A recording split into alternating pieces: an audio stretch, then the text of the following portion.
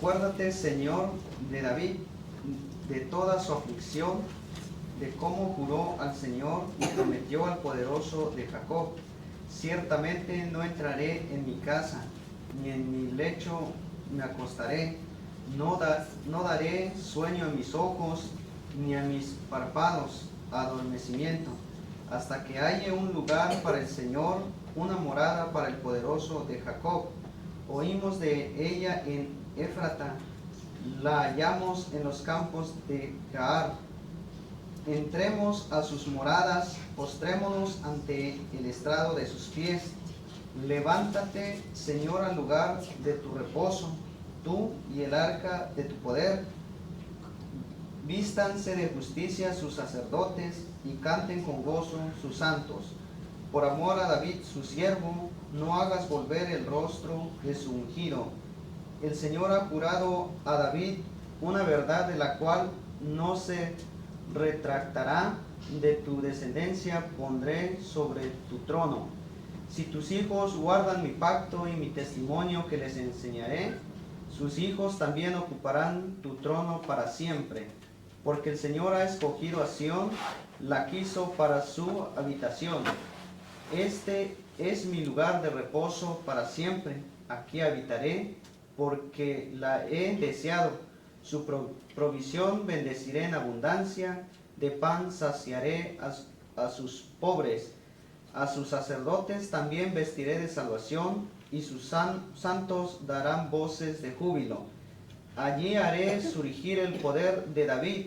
He preparado una lámpara para mi ungido. A sus enemigos cubriré de vergüenza, pero sobre él resplandecerá su corona. Palabra de Dios fue leída. Amén. Gracias, hermano. Acuérdate, Señor, de David, de toda su aflicción, de cómo juró al Señor y prometió al poderoso de Jacob. Ciertamente no entraré en mi casa, ni en el lecho me acostaré, no daré sueño a mis ojos, ni a mis párpados adormecimiento, hasta que haya un lugar para el Señor. Pienso que ese inicio de este salmo nos lleva fuertemente, ¿no?, o sea, esta actitud que tenía el salmista de no acostarse, no dar sueño a sus ojos ni a sus párpados, adormecimiento, o sea, como que no descansaré hasta que haya lugar para el Señor. Y es el deseo que como iglesia debemos buscar al Señor y siempre no descansar hasta encontrar al Señor. Amén. Bueno, hermanos, abran sus Biblias en Gálatas. Seguimos nuestro estudio en Gálatas. Este interesante tema, esta interesante carta de los Gálatas que hemos estado estudiando a través de hace varios ya domingos. Y como muchos de ustedes ya saben, durante las últimas semanas, pues hemos estudiado esta doctrina importante, fundamento importante de la doctrina de la justificación por la fe. La razón de esto fue, y lo hemos dicho varias veces, creo que ya está claro, ¿no? La razón de eso fue que los maestros judíos habían llegado a Galacia proclamando a Cristo. Ellos, digamos que inicialmente proclamaban a Cristo, pero también enseñaban que un cristiano debía circuncidarse, ¿sí? Y debía seguir las leyes de Moisés para ser justificado. Entonces, a la proclamación de Cristo le sumaban, ¿no?, le añadían esta carga, ¿no?, este yugo al pueblo, y automáticamente ahí ya deja de ser evangelio. Cuando le sumamos algo más a Cristo, a lo que Cristo ha hecho, desviamos y se destruye, ¿no?, realmente lo que pues Pablo, digamos, estaba aquí enseñando y estaba tratando como de derribar, ¿no?, esta falsa enseñanza, y la palabra de Dios, pues digamos que lo declaró firmemente. Naturalmente a los Gálatas les surge una pregunta, aquí surge una gran pregunta: si no debo vivir según las leyes de Moisés, entonces ¿cómo quiere Dios que viva? ¿Sí? Si no es a través de las leyes, entonces ¿cómo Dios quiere que su pueblo viva, verdad? Y la respuesta muy sencilla a esta es que Dios quiere que vivas por su Espíritu Santo. Y ya también hace varios domingos atrás hemos hablado sobre el Espíritu Santo, ¿no? La función del Espíritu Santo. Y entonces la pregunta que surge ahora nuevamente es, ¿cómo será esto? ¿Cómo puede ser esto? ¿Sí? Y el resto de la carta nos explica esto. La sección que vamos a leer hoy precisamente nos señala el fruto principal del Espíritu Santo, que es el amor. Bastante importante, hermanos, pero antes de esto el apóstol Pablo insta enfáticamente una vez más a los Gálatas a no someterse al yugo de la ley, porque ese yugo representaba una carga bastante pesada, ¿sí? Que el hombre no es capaz de cargar. ¿Listo? Entonces, ¿ya tienen Gálatas, hermanos? Gálatas 5, versículo 1 al 6. Leemos la palabra del Señor. Dice, para libertad fue que Cristo nos hizo libres. Para libertad fue que Cristo nos hizo libres. Por tanto, permanezcan firmes y no se sometan otra vez al yugo de esclavitud. Miren, yo, Pablo, les digo que si se dejan circuncidar, Cristo de nada les aprovechará. Otra vez testifico a todo hombre que se circuncida, que está obligado a cumplir toda la ley. Ojo con esa palabra, toda la ley. De Cristo se han separado ustedes que procuran ser justificados por la ley, de la gracia han caído. Pues nosotros, por medio del Espíritu, esperamos por la fe la esperanza de justicia. ¿Por medio de qué? Del Espíritu. Esperamos por la fe y la esperanza de justicia. Porque en Cristo Jesús ni la circuncisión ni la incircuncisión significan nada, sino la fe que obra por amor. Amén. Sino la fe que obra por amor. Entonces, inicialmente les estaba comentando que hoy vamos a tocar el tema del Espíritu Santo, ¿sí? De ese fruto principal que es el amor. Y esta es una carta muy importante, bastante importante para la iglesia, hermanos, como lo hemos visto todos a lo largo de todos estos domingos. No hay un solo apartado de ella que no nos haya planteado pues grandes dificultades. Y el pastor esta mañana, él predicaba y él decía que él estudiando esta carta de los Gálatas, ha surgido en él tanto escribir las predicaciones y el estudiar esta carta. Él decía que pues él ha estudiado todos los libros de la Biblia, que él ha leído cada uno de ellos muchas veces, ¿sí?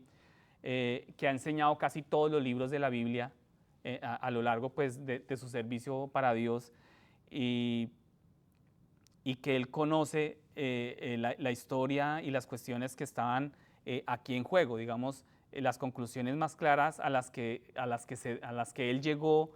En primer lugar, él decía que a ningún gentil se le debe enseñar jamás a guardar las leyes de Moisés, ¿sí? Y que no ayuda en lo más mínimo a tu caminar cristiano, y que en realidad eso hace daño. Y pues el pastor explicaba que ha sido, digamos, también para él como esta instrucción de parte de esta carta y de parte de lo que él ha estudiado a través de esta carta, pues esas grandes verdades, ¿no?, que la iglesia tiene que tenerlas claras, ¿no? Y son fundamentos importantes en la iglesia, hermanos, y que no podemos tenerlas por poco, ¿sí? Hoy en día se puede actualizar la cuestión a cualquier tipo de legalismo, ¿sí? Hemos hablado sobre los menonitas, los amish, los bautistas independientes, ¿cierto? Pero mientras mantengamos esto en el ámbito de que es un problema, ¿sí?, que no es mío, pues digamos que, o sea, es un problema a los demás, sino que no es mi problema, es un problema a los demás, pues nunca vamos a ver el legalismo en nuestra propia vida, ¿sí? Y un tema aquí importante que hemos tocado también a lo largo de estos domingos es el legalismo, ¿sí? Y nunca veremos en qué confías, que confiamos solo en Cristo si hay un nivel de legalismo en nosotros. No podemos confiar en Cristo si descansamos y confiamos en nuestras obras o en la misma ley. Y nunca viviréis en esa libertad, porque si ustedes si se dieron cuenta y pusieron atención a lo que leímos, habla de una libertad, ¿verdad? Una libertad cristiana. El título que yo tengo aquí en mi Biblia es La libertad cristiana. Ustedes también pueden tener ahí un título en sus Biblias. Y nunca viviremos en libertad, en la libertad que Él ha obtenido para nosotros, si no es a través de solo Cristo. Amén. Entonces vamos a mirar, les voy a colocar acá en la pantalla el versículo, el primer versículo de esta carta, hermanos, de este capítulo en los Gálatas. Para libertad fue que Cristo nos hizo libres. Por tanto, permaneced firmes y no os sometáis otra vez al yugo de esclavitud. Amén. Aquí tenemos subrayado, para libertad fue que Cristo nos hizo libres. Y algunos de nosotros podíamos leer este versículo y pensar inmediatamente en las libertades que disfrutamos acá en este país, ¿cierto? Podemos pensar en la libertad de expresión, en la libertad de religión, podríamos pensar en estas libertades de derecho a reunión, el derecho que tenemos en este momento de reunirnos. Hay ciertos países que no hay esa libertad, ¿cierto? De reunirnos como estamos ahora acá. Nosotros tenemos esa libertad, el derecho a votar, precisamente ya que el martes, ¿no? El martes son elecciones acá. Hay un derecho a votar, el derecho a un juicio justo, pero queremos entender de inmediato que estas no son las libertades de las que está hablando Pablo, ¿sí? En este versículo. Los cristianos en otros lugares del mundo no siempre disfrutan de las libertades que concede un gobierno como este, en el cual vivimos nosotros. Y los cristianos a lo largo de la historia no siempre han tenido este tipo de libertades, ¿sí? Por lo que digamos que esto nos lleva a pensar muy seriamente en la diferencia entre los derechos personales y las libertades que tenemos en Cristo. Hay una diferencia marcada y fuerte entre los derechos personales y los derechos o las libertades que tenemos en Cristo Jesús. Y es lo que vamos a desarrollar en este momento. Un ejemplo, por ejemplo, cuando Cristo fue insultado, ustedes recuerdan que Cristo fue insultado, pues él no respondió con maldición, ¿cierto? Ni usó la libertad de expresión para responder a sus acusadores. La libertad o para tomar represalias, ¿no? Él nunca tomó represalias verbales contra alguien. Cuando Jesús fue arrestado ilegalmente y acusado falsamente, ¿sí? Aceptó el resultado y no ejerció su derecho a un juicio justo. Y durante su ministerio público, Jesús también habló abiertamente a los líderes políticos de su época sobre ellos, llegando incluso a decirle al propio Poncio Pilato: ninguna autoridad tendrá sobre mí si no se tuviera ¿desde dónde? Desde arriba. ¿Sí? Juan 19:11. Y esto, hermanos, puede ser una palabra oportuna para cada uno de nosotros, dada que lo que hablábamos ahora, ¿no? Este próximo martes aquí en este país hay votación, tenemos derecho a votar, pero eso no significa que será nuestro candidato el que termine en el cargo, ¿sí? Uno puede ir por un candidato, pero no sabemos, ¿sí? ¿Quién quede? Y ahorita está como ese ambiente, ¿no? Y esa pelea, ¿no? Uno muchas veces a veces uno ve, ¿no? En la televisión ese conflicto y esas luchas que hay de fuerza, de una fuerza a la otra, ¿no? Y entonces, sea cual sea el resultado, hermanos, vamos a reconocer que Dios tiene el control de todo. Vamos a reconocer y aceptar que es una decisión que viene de arriba, ¿sí? Y en pocas palabras, la libertad cristiana es la libertad de seguir y servir a Cristo. de maneras que le glorifiquen a Él y le agraden a Él. Esa es la libertad de la cual Pablo está hablando acá, ¿sí? Esa es la libertad de la cual nosotros fuimos llamados a vivir. No una libertad para hacer lo que nosotros queramos hacer, sino una libertad para glorificar el nombre de Cristo. Pero queremos aquí también ser claros que la libertad específica de la que se habla aquí es la libertad también de las leyes de Moisés. Entonces, ese ha sido el contexto de la discusión a lo largo de esta carta, desde el comienzo de la carta, y los israelitas fueron esclavos de Egipto. Recuerden ustedes que los israelitas fueron esclavos de Egipto durante ¿cuántos años?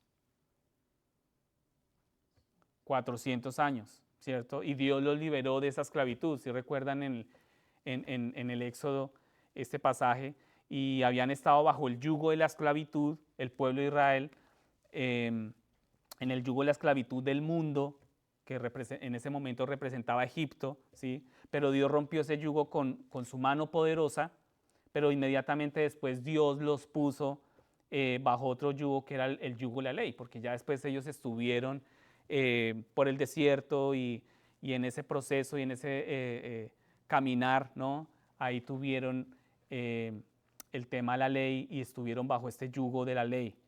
Y ahora algunos también de nosotros hemos visto un yugo y sabemos que va alrededor del cuello. Sabemos que el significado de yugo es ese cuello, es como ese aparato, ¿no? Ese instrumento que está alrededor del cuello de un buey o de un caballo o de cualquier otro animal de trabajo. Para los que son agricultores, ¿quién fue el que me dijo hace 8 días que era? Dani me dijo que él era un experto en tumbar animales y, ¿no? Nuestro amigo Dani, y él me decía que él podía tumbar animales y demás, pero yo sé que él también me hablaba que podía domar esos animales por ese yugo, ¿no? que colocan en esos animales. Y el agricultor utiliza este yugo para controlar estos animales, estos bueyes, ¿no? Y así es como el agricultor guía a los bueyes en la dirección correcta y en la dirección que él quiera, ¿sí? Y sin ella simplemente pues los animales irán por donde ellos quieran, ¿sí? Cuando venimos a Cristo, hermanos, recibimos su yugo. Mateo 11:29 dice: tomad mi yugo sobre vosotros y aprended de mí, que soy manso y humilde de corazón, y hallaréis descanso para vuestras almas. Un yugo ligero y fácil de llevar, pero el yugo de la ley es una carga pesada que el hombre no es capaz de llevar. El yugo de la ley servía de guía a los hijos de Israel. Recuerden que eso lo hemos estudiado. El yugo de la ley servía de guía a los hijos de Israel, pero era un yugo que ni ellos ni sus padres podían llevar. ¿Por qué no podían llevar? Porque no podían cumplir. Eso está en Hechos 15:10. El peso de la ley es demasiado pesado, hermanos, para que cualquiera de nosotros pueda llevarlo. Una de las razones de esto es que las leyes de Moisés nos hacen deudores ante Dios. Y las leyes de Moisés fueron añadidas a causa de las transgresiones. Recuerden que transgresiones significa pecados, ¿sí? Hasta el tiempo en que Cristo llegara. Cuando Cristo llegó, consumado fue. Por eso Cristo, sus últimas palabras fue: consumado es. O sea, terminado, lo hice todo. Al pecar, acumulamos una deuda, hermanos, una deuda de pecado. Cada vez que tú y yo pecamos, acumulamos esa deuda que nunca podremos pagar. Imagínense el día a día nuestro, tus intenciones, tus pensamientos, tus actitudes, el egoísmo, el orgullo, la rebelión en nuestros corazones. Esto es, vamos acumulando esa deuda de pecado que nunca vamos a poder pagar. La deuda se hace cada vez más grande, ¿cierto? Para cada uno de nosotros a medida que se añade cada pecado adicional día tras día. La semana pasada el pastor nos mencionaba que la mayoría de las personas en Galacia se convirtieron en esclavos por una de dos razones. O nacieron esclavos o se convirtieron en esclavos porque no podían pagar sus deudas. Y nosotros hacíamos la referencia, que también lo tocábamos el viernes acá, a las deudas financieras que tú y yo tenemos, ¿cierto? Y hacíamos esa ilustración y ese ejemplo, ¿no? Que muchas veces esas deudas para nosotros es una carga pesada que quisiéramos botar lejos, pero no podemos. Tenemos que pagarla. Entonces no podían pagar sus deudas. O nacieron esclavos o se convirtieron en esclavos porque no podían pagar las deudas, sus deudas. En nuestro estado natural, nosotros, hermanos, nacemos esclavos del pecado. Porque en pecado nos concibió nuestra madre. Amén. Entonces, además de esto, acumulamos una deuda de pecado que nunca podrá ser pagada. Además de esto, vamos acumulando día tras día esa deuda. Y esta también podría ser una palabra oportuna para nosotros. ¿Por qué? Porque quizás en este momento nos estemos ahogando en un mar de deudas y nos estemos preguntando, ¿cómo podré pagar esto? Y muchas veces, hermano, podemos estar, nuestra alma puede estar en agonía y ahogándose por un mar de deudas que nuestros pecados ocasionan en nuestra alma.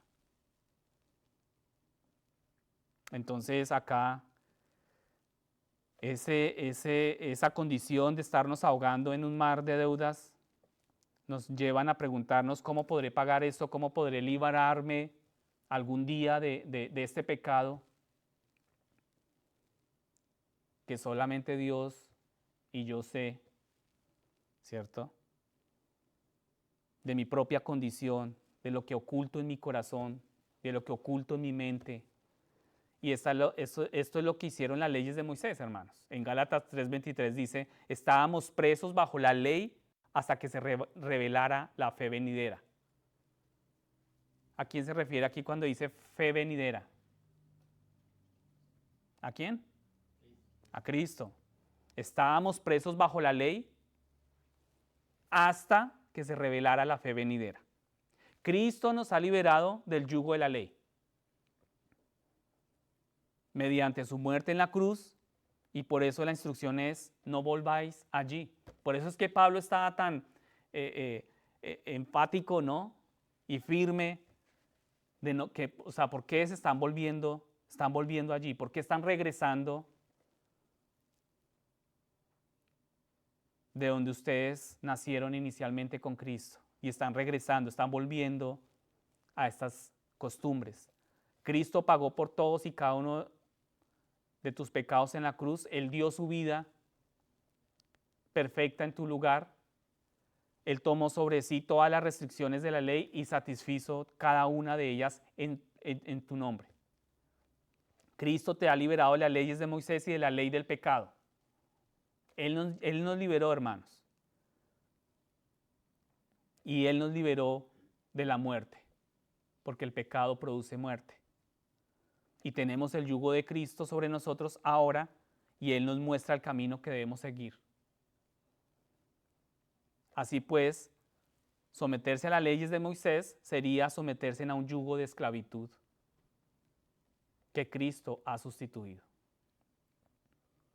Pero irónicamente los gálatas querían volver a ese yugo pesado, a ese yugo de esclavitud. Pasemos al versículo 2. Pasen conmigo al versículo 2, hermanos. Dice acá, mirad yo, Pablo, os digo que si os dejáis circuncidar, Cristo de nada os aprovechará. O sea, si ustedes se dejan circuncidar, Cristo no hizo nada.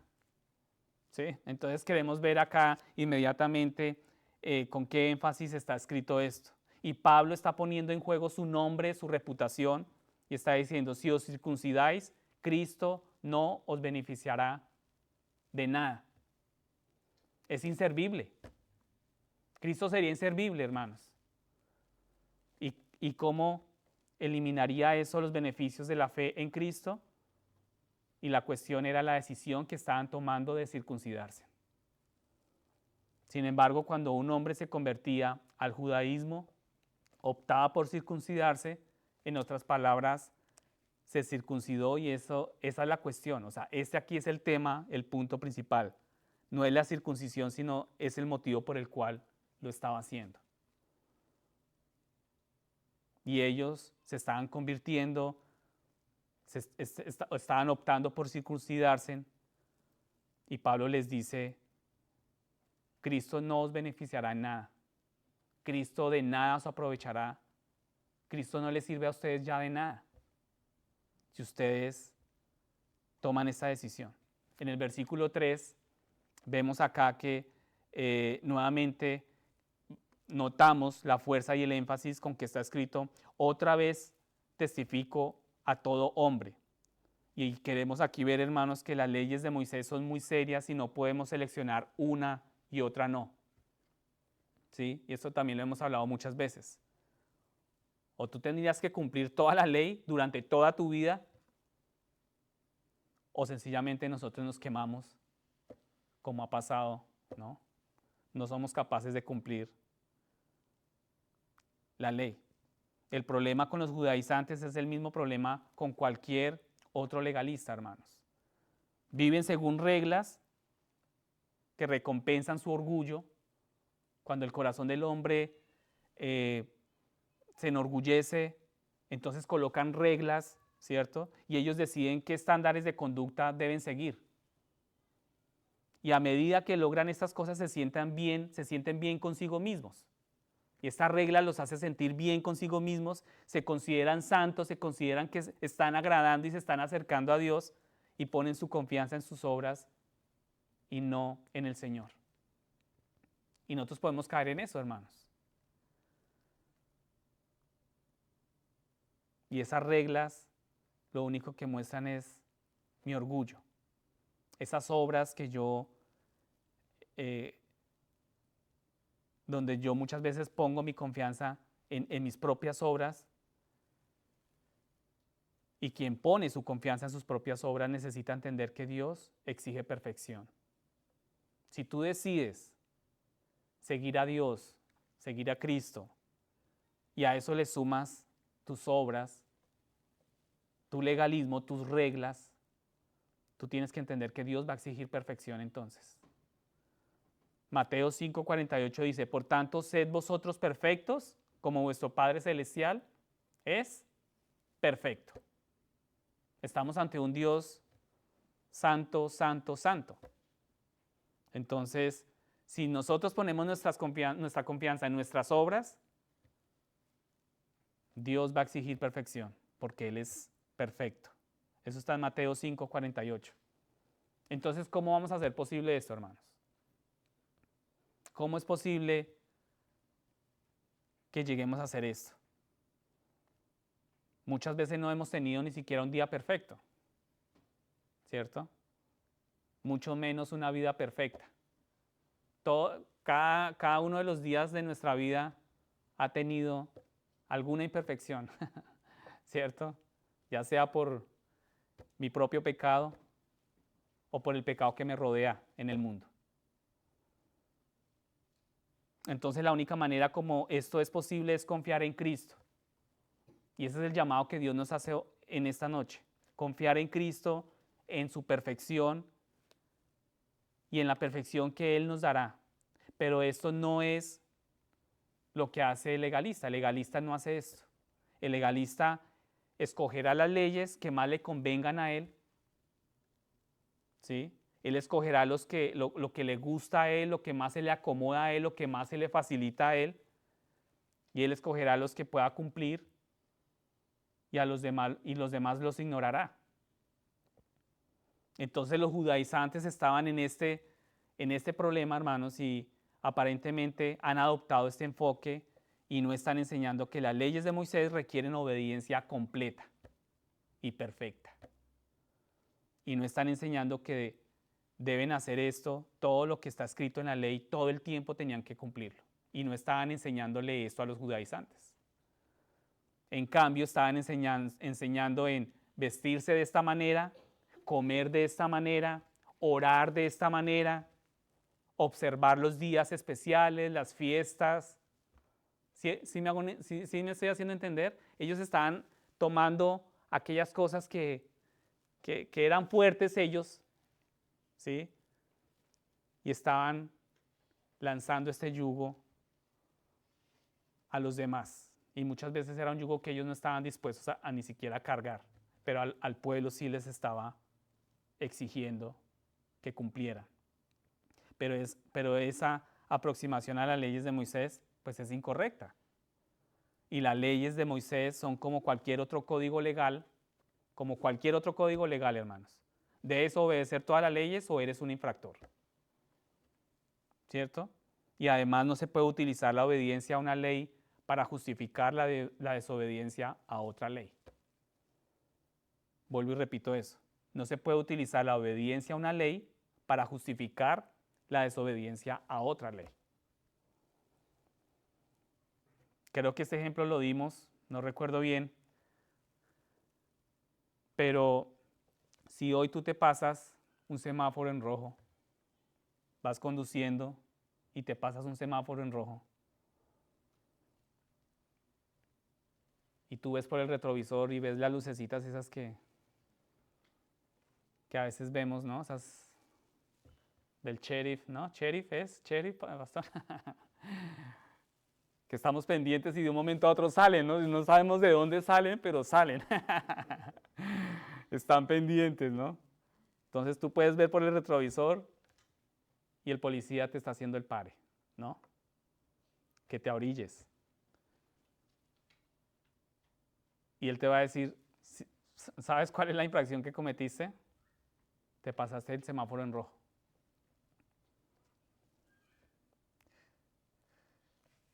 Y tú podrías decirle, no, pero señor oficial, es que le dicen, sir, ¿no? Sir, no, sí, yo me pasé el semáforo en rojo, pero pues yo soy un buen esposo, soy un buen padre, ¿no? Honro a mi padre y a mi madre. Y el sheriff te va a decir, o el oficial te va a decir, eso está muy, muy, muy bonito, pero el ticket es inevitable. Y tú no puedes evitar eso. El oficial no va a aceptar eso. Y aún así te va a multar y te va a enviar a los tribunales.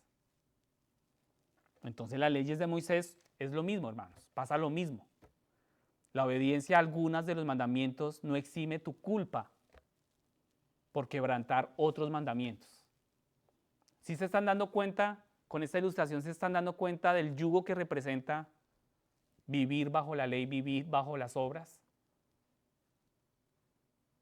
Cuando nos presentamos ante el tribunal de Dios, se presentará toda la lista, ¿no?, que hay contra nosotros, que hay cargada a nuestra cuenta. Y no podemos decir, sí, violé esas leyes, pero cumplí estas otras leyes. Entonces yo creo que ahí como que hay puntos a mi favor, ¿no? No, eso no nos librará de pagar nuestros crímenes, ¿cierto? Y la única persona que podría estar en el tribunal de Dios es la persona que nunca ha pecado. Entonces, como todos pecamos y estamos destituidos de la gloria de Dios, eso ya está fuera de la ventana para cada uno de nosotros. O sea, nosotros ahí ya caemos bien lejos de eso. Porque todos pecamos y todos estamos destituidos de la gloria de Dios. Amén. Incluso después de ser salvos, todavía tropezamos de muchas maneras. Incluso después de conocer a Cristo y depositar tu confianza en Cristo, nosotros seguimos cayendo y seguimos tropezando. ¿Es así o no? ¿O solamente me pasa a mí? Levanten la mano los que cada día tropiezan y cada día luchan en su vida cristiana. ahora sí me siento más acompañado. Mire, el pastor también levantó la mano. ¿Cierto que sí? Tropezamos de muchas maneras. Pasemos al versículo 4. Dice, si estás tratando de ser justificado por la ley, te has separado de Cristo y habéis caído de la gracia. Y este término, anoche que repasábamos por el tema de la traducción y demás, repasábamos con mi esposa esto. ¿Sí fue anoche? Sí, anoche. Este término de la gracia habéis caído nos pareció muy fuerte. Caernos de la gracia, separarnos de la gracia, ¿no? El pastor también mencionaba esta mañana que él ha hablado con personas que han incursionado en las leyes de Moisés y que ellos siempre dicen, no estoy tratando de ser justificado por ellas. Y han pensado, me gustaría asistir a una cena de Pascua y entender mejor de qué se trata esa fiesta de la Pascua, ¿no? Un ejemplo. O siempre piensan, me gustaría guardar el sábado porque Dios sabe claramente que los seres humanos necesitan un día de descanso. Entonces yo quiero guardar el sábado así como lo hacen, ¿no? Que es el Shabbat, ¿no?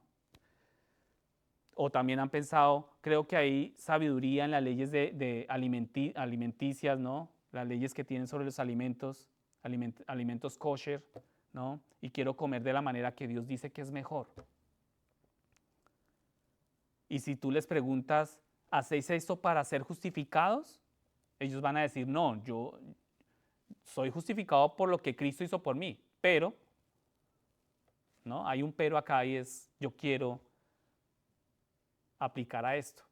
Entonces, obviamente no hay ningún problema en explorar las leyes de Moisés, no hay ningún problema. El problema es creer que debes hacer estas cosas para que Dios te acepte. Y ahí, ese es el punto quiebre, hermanos, porque nuestro corazón es muy engañoso. El problema es creer que tú debes hacer estas cosas para que Dios te acepte, para ganar algún favor ante Dios. Sin embargo, notamos que algunas personas que exploran las leyes de Moisés caen en la trampa. Empiezan a sentirse muy espirituales por lo que están haciendo, creen que están teniendo experiencias maravillosas con el Señor y que están teniendo un proceso bueno. Entonces desean que sus hermanos y hermanas descubran estas cosas que ellos están descubriendo y luego lloran por el resto de nosotros como de nosotros que somos como tan poco iluminados. Ellos quieren que nosotros también seamos iluminados como ellos están siendo iluminados y puede que no cuenten con lo que hacen para justificarse, pero ciertamente lo que hacen es caen de la gracia. Caen muy lejos de la gracia, hermanos. Y ahora bien, aquí no debemos cometer el error de pensar que caer de la gracia significa que hemos perdido la salvación. Eso no significa en absoluto que perdamos la salvación. Una persona que ha sido salva nunca se perderá de la mano de Cristo. Justificación es un término legal que significa que Dios te ha declarado justo. Entonces, entendemos, hermanos, que Él os ha asegurado en su tribunal, en el día del juicio recibiréis un veredicto de no culpable. Tú cuando estés ante el Señor vas a recibir un veredicto de no eres culpable, porque vuestros pecados han sido perdonados. Y también significa que Él te ha dado la justicia de Cristo para que puedas presentarte delante de Él como completamente santo y justo. Y la justificación es algo que sucede instantáneamente en el mismo momento en que confías en Cristo como tu Salvador. Entonces, hermanos, es el decreto de Dios basado en lo que Jesús hizo en la cruz. Y no se basa en nada que hayas hecho ni nada en que tú vayas a hacer. Ni lo que tú hayas hecho en ese momento y lo que tú piensas hacer en un futuro, no se basa en nada de eso. Es completamente un regalo de la gracia de Dios. Y yo pienso, hermanos, que sin gracia yo no podría estar aquí parado exponiendo la palabra. con mis labios impuros, exponiendo la palabra santa de Dios. Sin gracia tú no podrías predicar. Sin gracia tú no podrías guiar a tu esposa y a tus hijos al Señor. Nosotros que somos pecadores, es por gracia, es solo gracia. Caído de la gracia significa sencillamente, has sido salvo por gracia, pero has caído al nivel de vivir según la ley. Esta es la triste trampa que caen muchos legalistas hoy en día, hermanos. Y desafortunadamente en la iglesia de hoy en día. Fueron salvos por gracia mediante la fe. Su conversión fue genuina, nuestros ojos lo vieron, ¿no? Aceptaron el regalo de la salvación de Dios y fueron justificados. Cristo entró en ellos y tenía todo lo que necesitaban en Él. Y luego en algún momento, en algún punto del camino, pasó algo.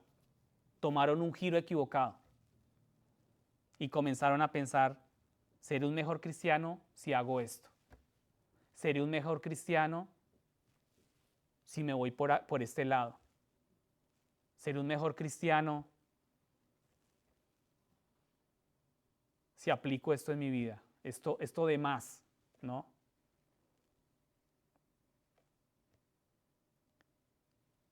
Y los verdaderos cristianos hacen estas cosas para tratar,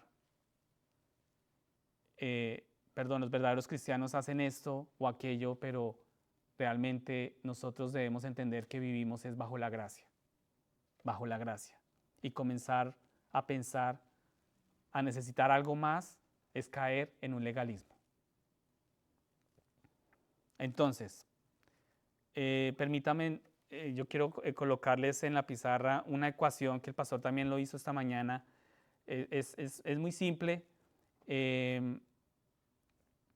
y es salvo por fe,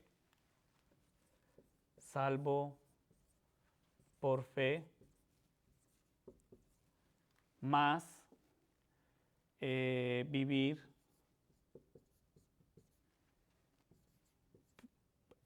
por la ley, igual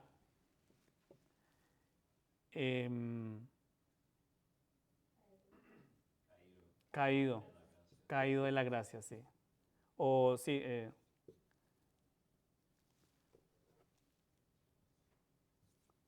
caído de la gracia. O separado de la gracia. Amén. Entonces, esto es lo que no se alejaron de Cristo en el sentido de que Cristo se apartó de ellos, sino que acá lo que vemos es, lo que ha sucedido es que han perdido el beneficio de la presencia de Cristo en ellos. Ya no escuchan la guía diaria del Espíritu Santo, porque los controla sus reglas, ¿sí? Su manera de hacer las cosas, sus obras. Ya no escuchan la guía diaria del Espíritu Santo en su vida porque han reemplazado su voz con un conjunto de reglas. Y podemos caer en esto, hermanos. Y esta es una situación triste porque cuando un creyente cae de la gracia, a menudo deja de extender la gracia a los demás. Entonces nos volvemos tiranos con mi hermano. ¿Sí? Y comienzan a mirar a los demás a través de la lente de sus propios estándares. Y entonces aquí hay un egoísmo y un orgullo fuerte. Y esta persona cumple y se empieza a preguntar, ¿esta persona sí cumple con mis normas o regulaciones? ¿Esta persona sí está cumpliendo con lo que yo como yo pienso que las cosas son? ¿Hacen las cosas que creo que son correctas? Entonces el legalista tiende a perder su amor por los demás, por su prójimo. Él no mira al pecador como alguien a quien Jesús ama. Él no ve a su hermano o hermana como alguien por el cual Jesús vino y murió. Él no ve este mundo como un lugar para compartir el amor de Cristo, sino que en cambio comienza a sentirse santo, comienza a sentirse más que los demás y a crecer en el amor por sus reglas, no por los demás, sino por el conocimiento que tiene y por sus reglas. Se llena de orgullo, un orgullo moralista, y se separa del mundo, pero comienza a mirar el resto de la iglesia con desagrado. Y es terrible, hermanos, caer en esto. Es fuerte, ¿no? Él ya no vive bajo la gracia, ni tampoco extiende gracia a los demás. Pasemos al versículo 5. Pues nosotros, por medio del Espíritu, esperamos por la fe la esperanza de justicia. Este versículo responde a una pregunta que muchos cristianos tendrán en algún momento u otro, ¿sí? Y la pregunta es, ¿cuándo dejaré de pecar? ¿Cuándo tú crees que vamos a dejar de pecar? ¿Cuándo creen? La respuesta es cuando mueras o cuando Jesús regrese. Lo que ocurra primero, ¿sí? Y esto es una declaración escatológica y se refiere al veredicto final de Dios cuando Cristo regrese y estemos ante Él. Y nos dice, cada día de esta vida el Espíritu le asegura al creyente, Dios te hará justo en ese día. O sea, el Espíritu Santo en el caminar día a día con el Señor, el Espíritu Santo le asegura al creyente que Dios te hará justo en ese día, cuando el Señor te llame. Y todos los días de nuestra vida todavía esperarás ansiosamente la justicia porque describirás, o más bien descubriremos que todavía estamos esperando que esto suceda. Y algunos cristianos están muy preocupados por el pecado en sus vidas y con razón deberían estarlo, ¿no? Pero realmente lo que tenemos que entender es que sabemos que el pecado no debe estar en nuestras vidas. Contristamos al Espíritu Santo cuando pecamos y descubrimos que todavía estamos esperando la justicia. ¿Qué dice Gálatas 5:17? El deseo de la carne es contra el Espíritu y el Espíritu es contra la carne. Pues estos se oponen el uno al otro, de manera que no podéis hacer lo que deseáis. La carne y el Espíritu se oponen entre sí. Hay una lucha constante. Y qué mejor ejemplo que nosotros mismos, nuestras propias vidas, ¿cierto? Hay una lucha constante, carne y espíritu. ¿Sí se han sentido así? ¿Sí se han sentido alguna vez así, en esa lucha entre la carne y el espíritu? El legalista usará reglas para controlar el pecado y estas serán efectivas por cierto tiempo. Digamos que estas reglas y estas normas moralistas, ¿no? Y cosas que él trate de hacer, le va a durar muy poco tiempo, ¿cierto? La solución del legalista será entonces más reglas o controles más estrictos para controlar la carne. Pero una vez más, eventualmente, pues esto va a fracasar,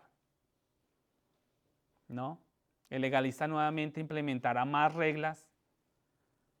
Y aquí debemos tomar en serio la instrucción de las Escrituras porque obviamente acá hay algo que debemos hacer y debemos hacer morir las obras de la carne, debemos vivir una vida digna de nuestro llamado en Cristo Jesús, pero debemos mantener en sintonía con el Espíritu Santo.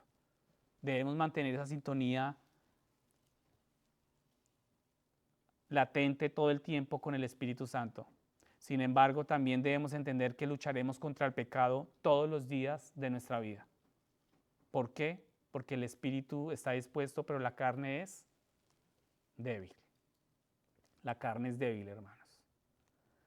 Algunos creyentes se pueden desilusionar, ¿no? Mucho de esto, en esta lucha con el pecado y se cansan de esperar la justicia en sus vidas, por lo que caen en la trampa del legalismo, porque parece entregarles una esperanza futura en ese momento. Sin embargo, nos dice claramente que solo hay dos puntos en la vida del creyente en la que realmente alcanzamos la esperanza de justicia. La primera, cuando muera, cuando yo muero, mi alma se separa de este cuerpo ¿A través de qué? De la muerte, ¿sí? Y mi alma va a estar en la presencia con Cristo. Y en ese momento mi alma redimida y limpiada por Cristo alcanza lo que se llama perfección moral. Perfección moral. Y el segundo punto en la vida del creyente es en la resurrección. Cuando resucite, recibo un cuerpo nuevo que nunca fue corrompido por la naturaleza caída. Mi alma está unida a este cuerpo nuevo, incorrupto e incorruptible por la eternidad, y la obra de Dios en mí está totalmente completa. Y para concluir, yo quiero que miremos el versículo 6, pasen conmigo al versículo 6. Leemos acá que así que en Cristo la circuncisión no logra nada. ¿Por qué no logra nada? Es algo que se le hace a este cuerpo viejo que se va desgastando. Ustedes saben que la circuncisión es una operación que se le hace al cuerpo, ¿no? Pero realmente este cuerpo es viejo y se va desgastando. Y para los que no creen en esto, pues podemos mirarnos al espejo día a día, ¿no? Y vamos a notar cambios en nuestros cuerpos. Día a día se va desgastando y va muriendo. Someternos a las leyes de Moisés no me va a dar vida, no nos da vida. Esas leyes no me van a resucitar de entre los muertos y no me van a hacer perfecto ante la presencia de Cristo. Solo el Espíritu puede hacer esto. Y el Antiguo Testamento son claros que la única circuncisión que importa, ¿cuál es? Una vez tocamos el tema acá, hermanos, sobre realmente cuál es la circuncisión que a Dios le interesa en nosotros como creyentes. A ver si tienen buena memoria. ¿Cuál es la circuncisión? La única circuncisión que importa en la vida del creyente. La circuncisión del corazón. Es la circuncisión del corazón. Y esto es lo que sucede en el momento de la fe salvadora, ¿cierto? Cuando el Espíritu entra en ti, Él circuncida, ¿qué?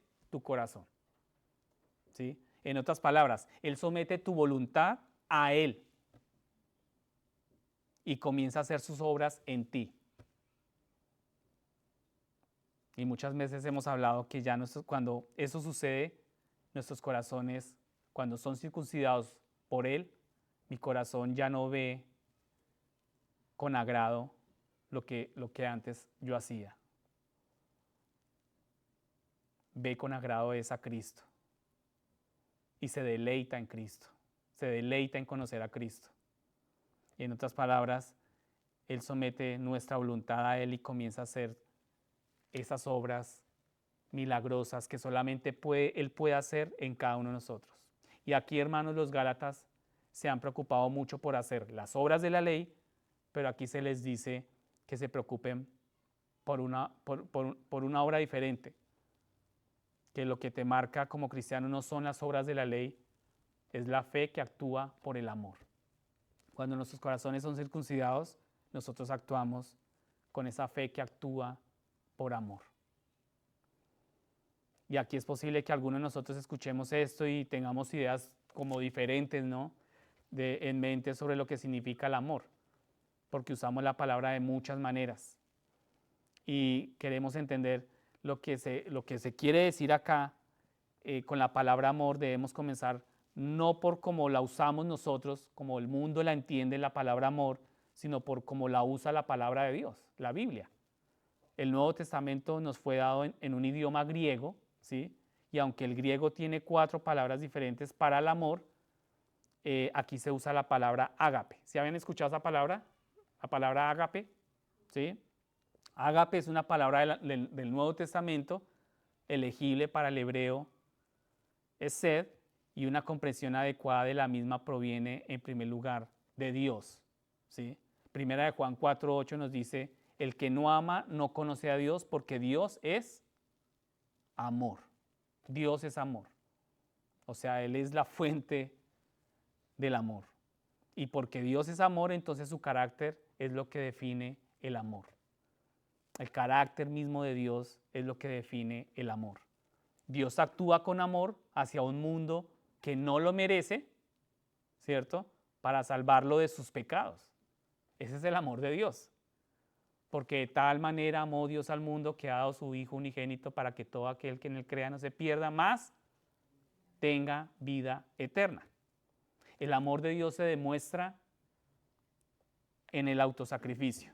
Dios demuestra su amor para con nosotros en que siendo aún pecadores, Él murió por mí. Él murió por ti.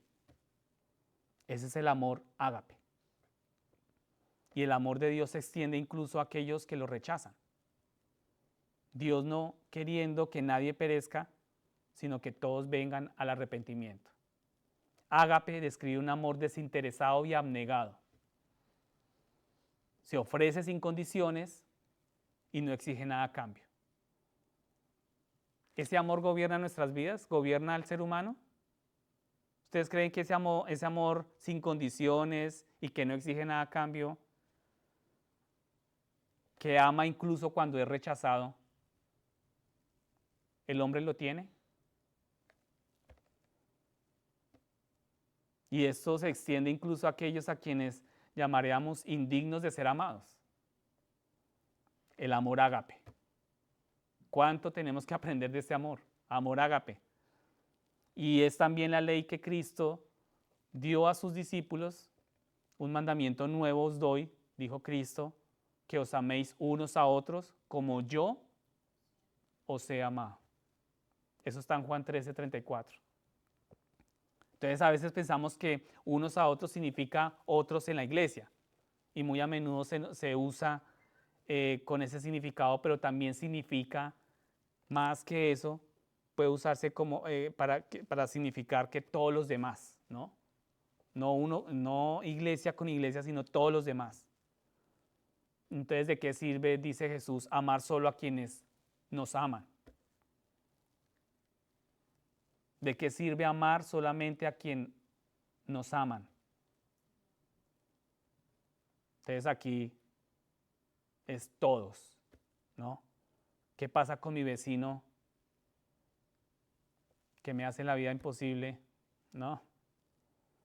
¿Qué pasa con el adolescente ruidoso al otro lado de la calle, cuyas fiestas de fin de semana se prolongan hasta altas horas de la noche? ¿Qué pasa con mi jefe, que me está haciendo la vida a cuadritos, como decimos en mi país? ¿Qué pasa con mi familiar, que nunca parecen considerar mis necesidades? Y si todos los anteriores y todos los demás, ¿cómo es posible entonces yo amar, no? ¿Cómo es posible yo pueda ejercer esta clase de amor? ¿Cómo puede alguien amar de esta manera? Sencillamente no podemos. No podemos hacerlo solos. Solo es posible a través de ¿quién? De Cristo en nosotros. La base misma de nuestra salvación descansa en el amor de Dios hacia nosotros. Un amor que no merecemos, ¿cierto? Un amor que no hemos hecho nada para ganarlo. Un amor que es más grande que cualquier otro poder, incluso hasta la muerte. Un amor que debemos extender a los demás. La pregunta es, ¿necesitamos una ley mayor que el amor de Cristo para saber que somos pecadores? ¿Necesitamos mayor evidencia de nuestra salvación que ver su amor extendido a otros a través de nosotros? Entonces, para concluir, hermanos, puntos de reflexión, puntos de aplicación, mantengámonos firmes en el amor de Cristo. No aceptes ninguna otra ley que rija tu vida. Ama a los demás como Cristo te ha amado. ¿Cuánto nos cuesta este amor ágape, no? Debemos orar, hermanos, para amar a los demás como Cristo nos ha amado. Si tú estás hoy acá, yo quiero que por favor se coloquen en pie para terminar. Si tú estás hoy acá y no has aceptado el amor de Jesús, hoy yo les invito a que lo hagas. Cada uno de nosotros somos pecadores. No solo nacemos así, sino que también elegimos pecar, ¿cierto? Nuestros pecados, no importa cuán grandes o pequeños sean, nos ponen bajo el juicio, bajo la ira de Dios. La mala noticia es que toda persona que pone su fe en Cristo, que no pone su fe en Cristo, morirá e irá al infierno. Esa es la mala noticia para los que no creen en Cristo. Pero la buena noticia es que Cristo vino a salvarnos. Él pagó por nuestros pecados en la cruz y resucitó entre los muertos para que puedas estar bien con Dios. Amén. Si tú depositas la fe solo en Cristo. Amén, hermanos.